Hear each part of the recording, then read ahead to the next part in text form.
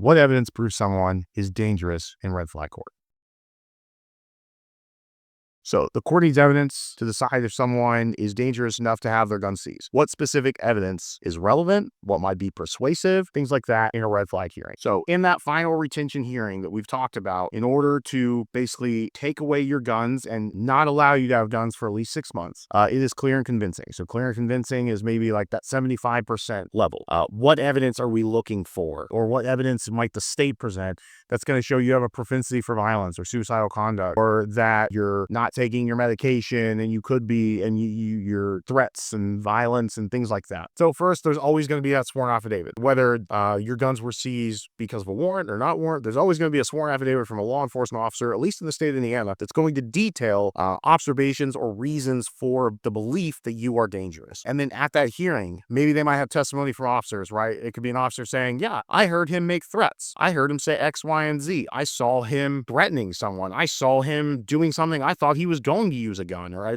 thought he was going to hurt someone. So it could be police officers in specific interactions about statements you made, your behavior. It can be other credible witnesses. So maybe the reason that police came to your house that day anyway and heard you make threats was because a family member called them, or multiple family members called them, and they were saying, hey, this person, they're a loved one. We're concerned about them. They're making threats. I'm afraid they're going to hurt themselves. I'm afraid they're going to hurt this person. So there could be other credible people. So these testimony from family members or household members, roommates, concerning, your threatening behavior, manic episodes. Maybe your family's like, hey, they were really good, and then I know they haven't been taking their medication for the last 6 months, and all of a sudden now is when they're kind of acting out. Now is when they're having these suicidal thoughts, and now is when they're making threats. So that kind of testimony can be very strong for the state of Indiana. Medical testimony. So if a doctor said, hey, they've been diagnosed with this mental health condition and they haven't been receiving treatment for it, or a medical professional says, yeah, I recently treated them and they told me they've been hallucinating and they told me they've had paranoia. Things like this might be evidence in that hearing that the state can use. There can be a lot of things, right? In these hearings, it's hard to say what might be more relevant than others. If this is just a hearing where they're saying, oh, they made threats, then your mental state might be less relevant. Whereas if this is a hearing where they're saying, look, I believe the reason we need to take these guns is because they're mentally unstable, then maybe if you told a friend, hey, I've been hearing voices, or maybe if you've been acting strangely, or maybe if you recently had a medical diagnosis that's a mental health diagnosis, that can be more relevant at times than it might be with others.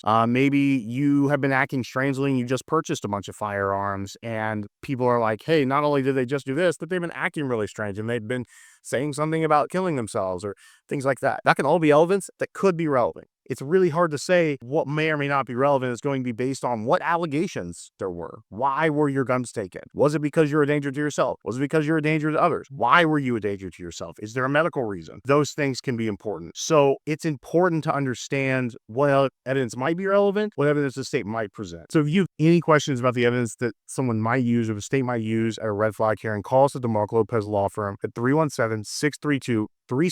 And remember, always with the Fed.